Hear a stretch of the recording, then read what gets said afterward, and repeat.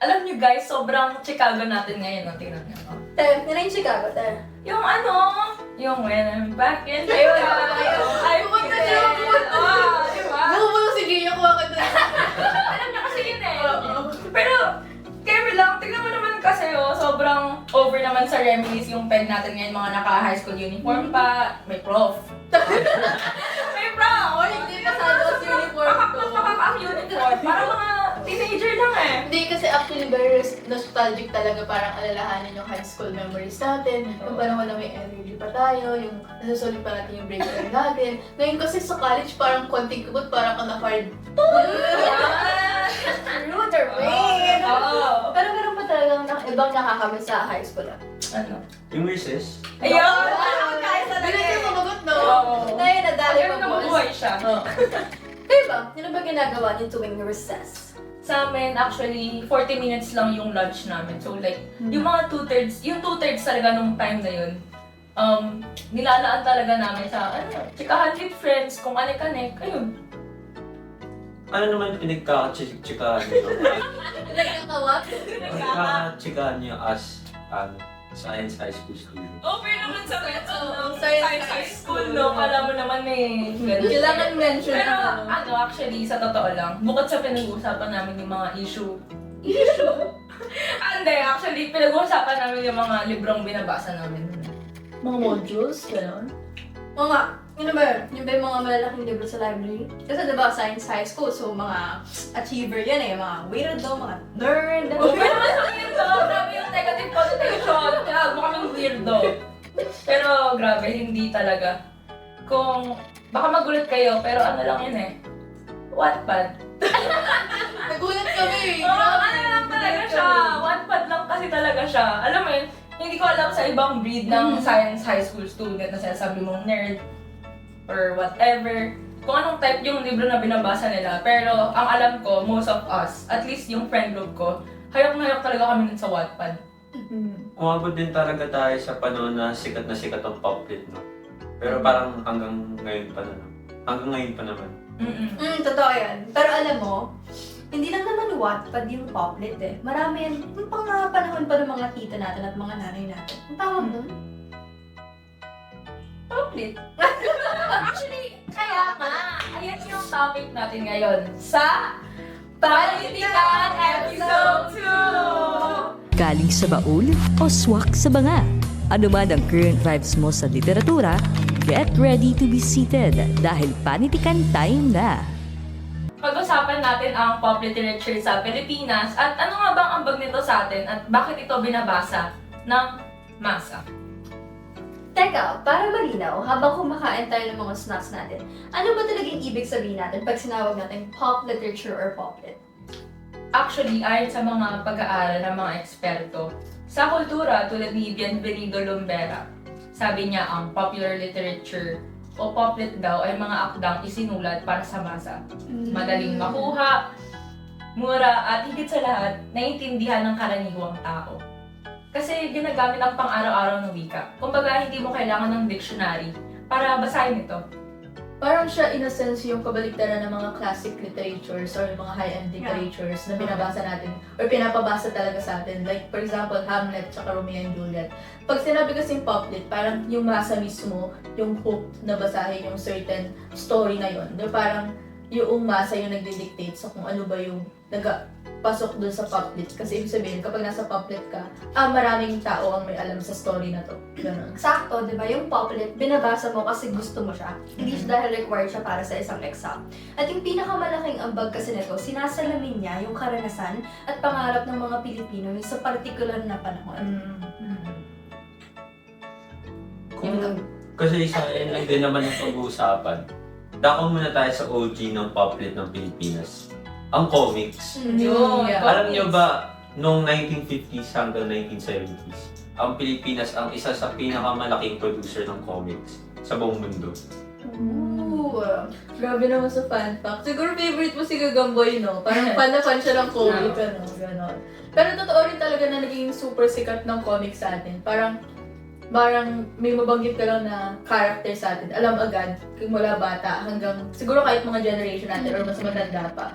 Actually, ayon sa pag-aaral ni Dr. John Lenn, minsan daw na tinawag na parang national book na Pilipinas yung comics. Kasi madami yung audience na pwede pumasok sa kanya. Kasi nga dahil mas visual ang comics, hindi niya kailangan na parang super sanay ka magbasa. So kahit, especially sa mga bata, patok na patok siya kasi mas visual talaga siya. Pero nga maraming sumikat sa atin na parang local na comics na writer, kagaya ni Mars Ravelo, yung Ayun, gumawa ng Darna. Darna. Ayun, Diba? ayun. Ayun. Nabanggit ng mga tito at tita ko yan. Naabutan din naman natin yung ilan hiniba, katulad ng Captain Marvel.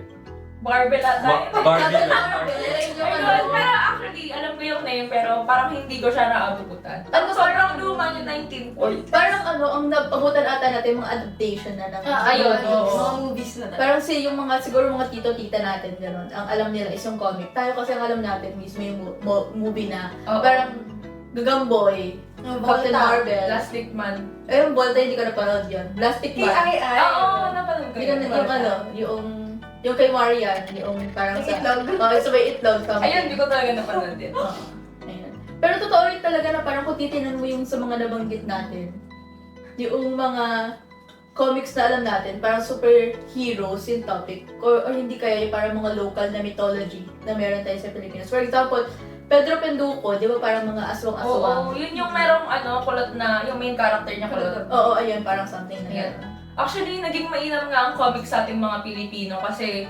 na-preserve natin at napagpapatuloy yung mga kwento tungkol sa ibang culture natin. Lalo na noong after World War II.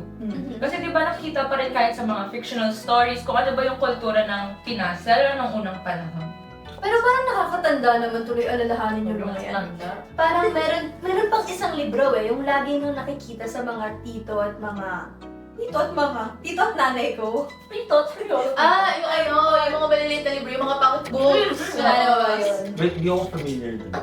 Hindi kasi yung pocketbooks, sila yung as in maliliit talaga, parang ganito lang, tapos maninipis lang siya. Ito. Ayan, katulad ng ganyan. Kaso makapal pa to eh. Oo, parang yung pocketbooks. Mas manipis, pero same size. Same size, as in Actually, kaya talaga siya sa bulsa. Oo, kaya mo siya Kaya siya sa bulsa ko! kaya mo siya bitbitin talaga, tapos ano siya, parang kaya siya basahin ng isang upuan lang. Tapos naging uso siya nung panahon ng ayun, mga tita mama natin. Tapos Yes. puro mga romance ang topics niya gano'n. Di ba yun yung mga libro na may parrot? Hindi pala parrot. Ano siya? Lovebirds. Lovebirds. Heart, tapos dalawang ibon. Jadza. Ano yun? Yung Precious Hearts Romance na publishing house. Ayun. Parang sila yung pinakasikat noong time na yun, 1990 something onwards, na nagre-release ng mga romance na pocketbooks in Tagalog. So, very talaga siya, pangmasa. Kasi local language natin. Hindi ko bakit nakakita ng ganun. Basta sila yung parang medyo seducing na parang laging Oo, babae te. lalaki. Oo, actually, hindi may nakita na talaga ako nila ganun. Parang marami kapag, pag tinanong niyo yung mga tita at mga mama ninyo, laging may ganun. Minsan nga sila yung nagkakaroon ng adaptation din sa movies. Yung mga, yung mga romance na movies natin. Sila Denise Laurel. Oh, yun. Oo, nandun talaga siya sa ibang cover ng Precious Heart. Ay, oo, actually. Ay, kasi may Precious Heart dati na na segment na Meron malabas. nga. Hindi ko alam. Meron din sa ABS yung adaptation nila. Hindi ko alam. Diyan din siguro nagsisimula yung mga main female character moments na yung mga fantasy na love story, tapos yung mga lalaking nakakakilig, Oo, yung pogi, tapos mayaman. may muscles.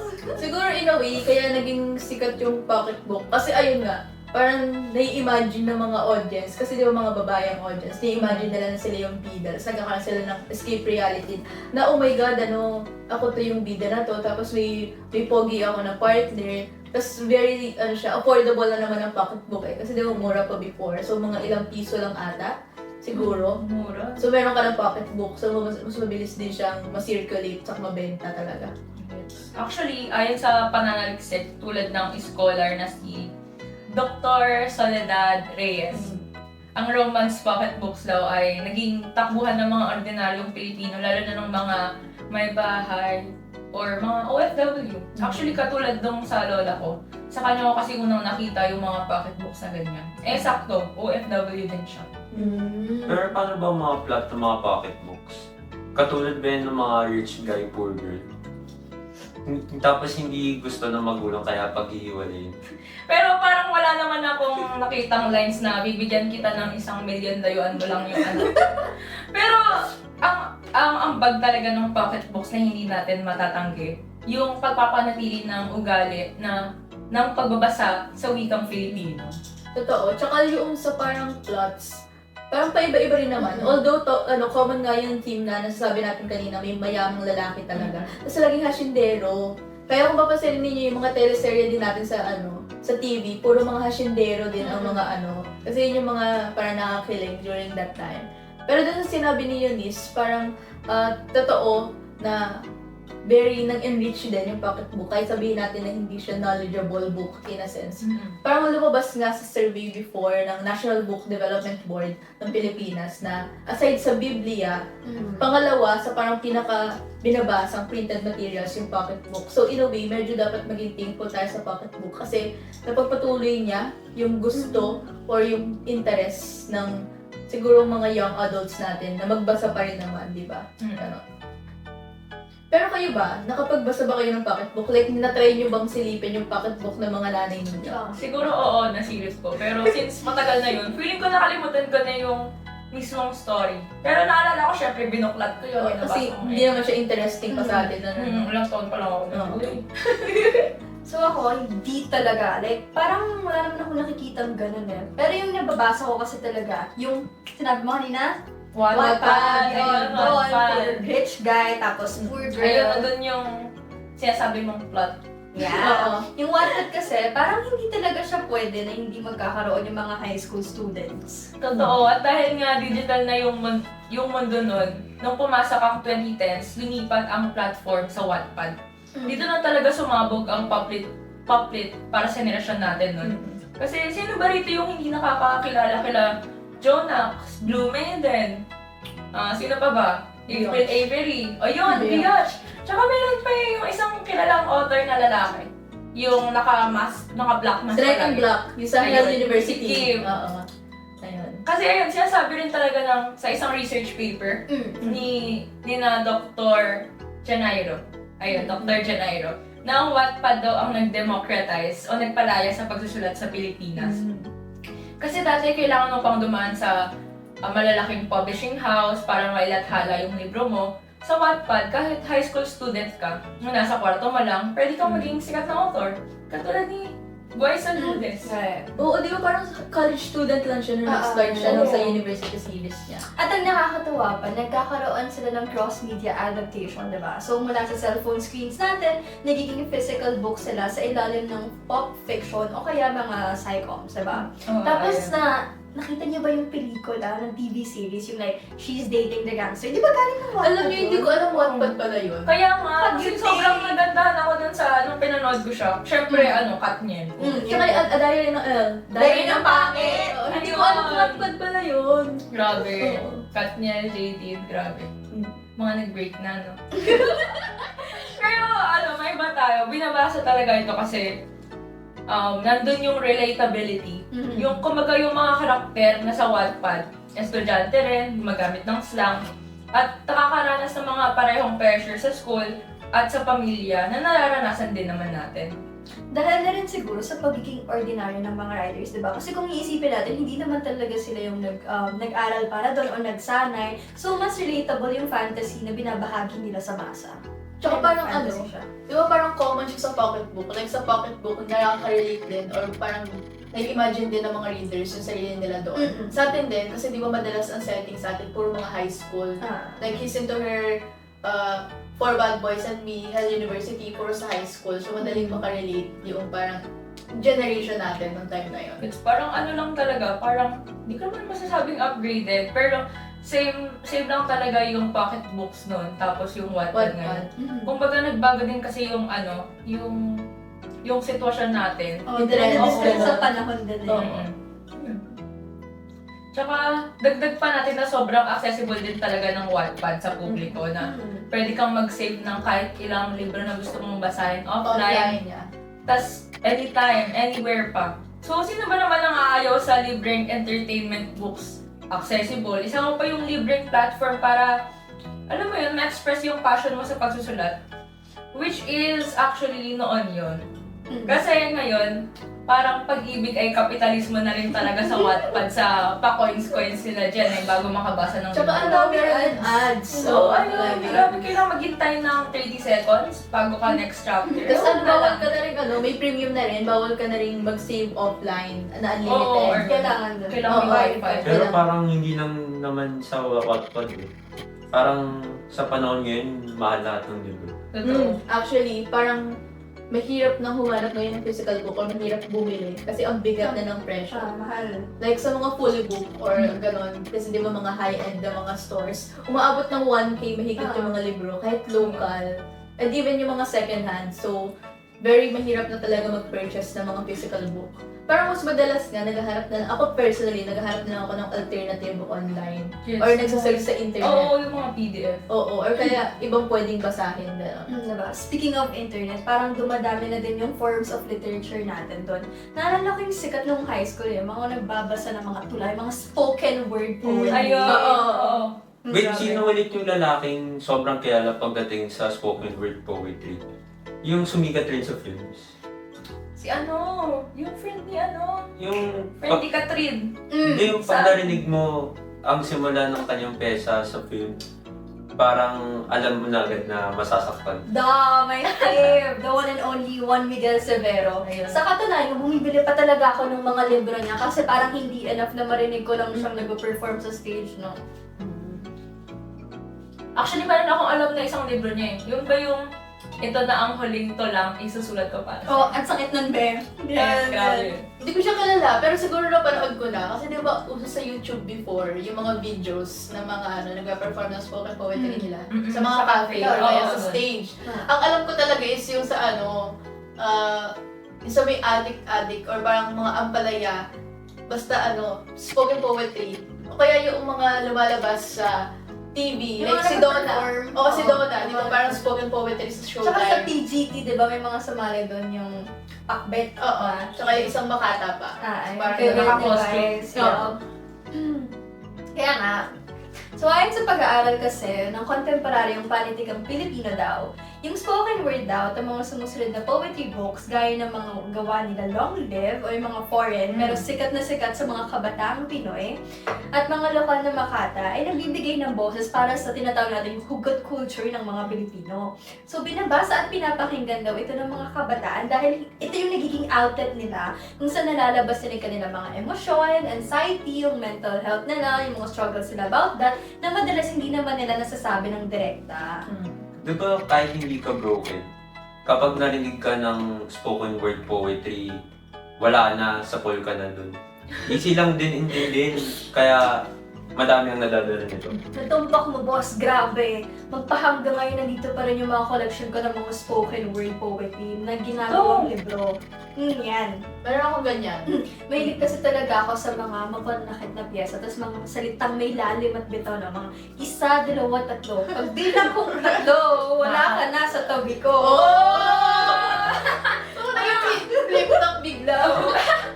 Iba na pala yun. Parang sobrang idol mo nga si Juan Miguel. Grabe. Pero parang very nostalgic yung mga napapag-usapan natin lately. Like, simula tayo sa comics, very matanda. Tapos pumunta tayo sa pocket books. Tapos biglang sa generation natin, yung Wattpad. Tapos mas bago sa online, mga poetries. Pero ano ba yung pop lit ngayon? Ngayong nasa college na tayo, ngayong mga post-pandemic. Kasi parang ako, hindi na ako masyado nakakapagbasa ng libro talaga. If tatanungin ako ng mga librong alam ko Mga locally, readings eh.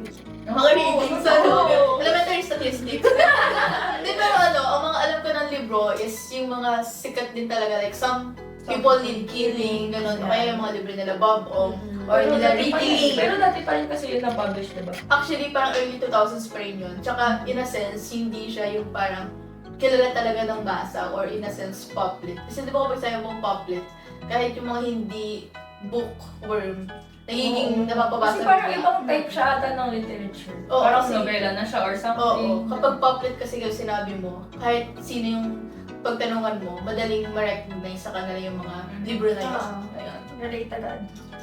Actually, yung nababasa ko na lang din kasi online na sikat ngayon, yung mga AU or yung alternate universe. Like yung mga chat fiction sa Twitter at TikTok. Yung yung kwentong imbis na paragraphs ang babasahin mo, puro screenshots na lang. May sample. Actually, ito. Yung Ito, Oh, Vincent yes. Cat. May movie yan, di ba? Yeah. Oo, pogi Sa- ni ano doon, ni Joshua Garcia. Ang dali ding intindihan kasi din talaga.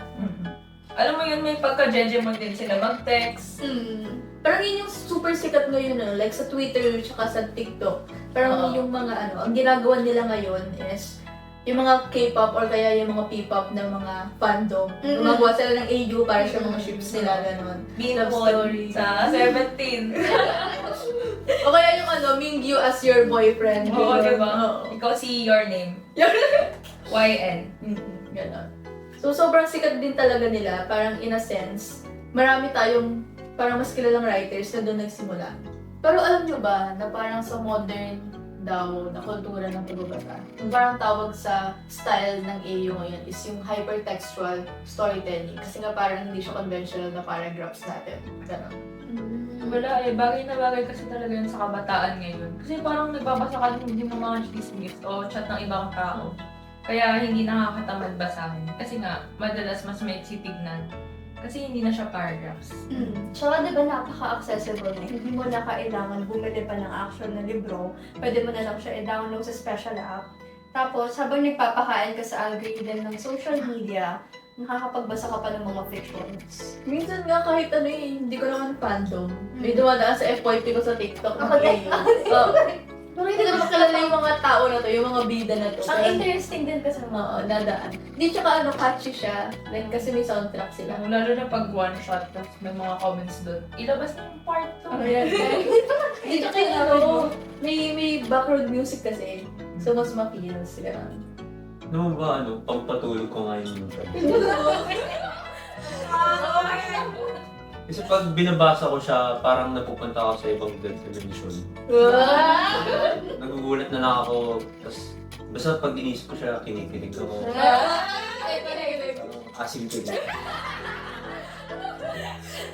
Wait, pero kung iisipin, counted ba as pop lit or literature mismo yung AU? Kasi di ba kung titingnan ninyo, hindi naman siya nakapublish, nakapost lang siya sa Twitter o kaya sa TikTok, tapos hindi naman nga siya tuloy-tuloy kasi di ba mga post siya. hindi siya kasi yung conventional Yun way. nga. Iba yung style niya. Ba't masasabi ba natin na literature siya kung hiwa-hiwalay na post ba Part siya? 1, part 2. Di ba ganon? So parang medyo mahirap siyang isipin. Parang dapat ang kausap natin ganito, sa mga ganitong bagay yung mas maalam. Actually. Si siya. Oo, si Sha. Alam mo kailangan natin tawagin si siya. Tawagan mo si siya. Wait lang. Para medyo masagot ang natin. Eto, natatawagan nga si Sha. Para naman medyo mabigyan kasagutan kung ano ba ang pop lit na kasalukuyan. Hello? Hi, ano namang pinag-uusapan ninyo? So napag-usapan kasi namin, parang napareminis kami bigla ng mga pop lit sa Pilipinas. Di ba parang all throughout the generations. Sa mga tita-tita natin, sa mga nanay natin, hanggang sa ng kabataan natin. Parang madaming nag-emerge na pop lits. Like, napag-usapan namin yung comics, pocket books, and then napunta kami sa Wattpad, spoken poetry. Tapos ngayon napunta kami sa AU, yung parang mga nakapost sa Twitter at sa Facebook. Pero parang hindi kami sure, yung tuturin ba natin na pop lit or literature mismo, yung mga AU, lalo na doon sa unconventional form niya ng parang pagkaka-publish in a way. So ano ba sa tingin mo? Well, ang goal lang naman ng poplit ay makapagbigay ng kwento o istorya na patok sa masa. At kung ano ang tunay na patok sa masa, sa kabila ng ibang structure nito sa common literature natin, then to some extent, masasabi nating poplit ito. Pero totoo na aside sa mga AU, parang mas mahirap na humanap ng pop-lit talaga na kilala sa masa. No? Maraming reasons ang pumapasok dyan. Una sa lahat, nandyan pa rin yung elitism. O ito yung pangmamata ng ilang kritiko. Madalas kapag sinasabing poplit, Wattpad at comics, ito ay isang mababang uri ng panitikan. O itinuturing na isang basura. Ayon sa diskurso ng mga modernong kritiko, ang ganitong pananaw ay mali. Dahil hindi ito nakikita ang kahalagahan ng poplit sa paghubog ng kultura ng masa. Kaya bakit natin huhusgahan ang isang bagay na nagpapasaya at nagtuturo sa tao para magbasa? Dagdag mo pa riyan ang problema sa piracy at copyright. Grabe ang bentahan ng Wattpad at EPUB ng pocketbooks. Madali mo na itong mabibili sa Lazada, Shopee, Telegram kahit wala kang pahintulot sa nagsulat nito. Nakakalungkot lang kasi sinasakal nito yung kabuhayan ng mga lokal na manunulat. Kung wala nang kikitain ng mga author, paano sila makakapagsulat pa ng mga dekalidad na kwento?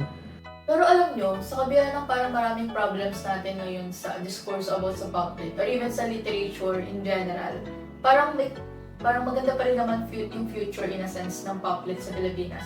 Kasi ayun nga, natututo tayong mag-adapt sa kung ano ba yung trending or meron tayong platforms ngayon. Like yung mga publishing house or marami tayong promotional materials ngayon sa iba't ibang social media. Like sa BookTok, di ba meron tayong separated na mga pages for that. Tsaka mas masipag na rin siguro yung mga individual writers natin in a way na mag-promote ng mga sarili nilang gawa or humanap ng alternative way para mapakita yung gawa nilang mga literatures. Saka marami pa rin talagang Pinoy, no? And mainly mga kabataan yung gustong-gustong magbasa. Kaya sila rin yung sumusuporta, tapos nag-aangat sa literature na meron tayo dito sa Pilipinas.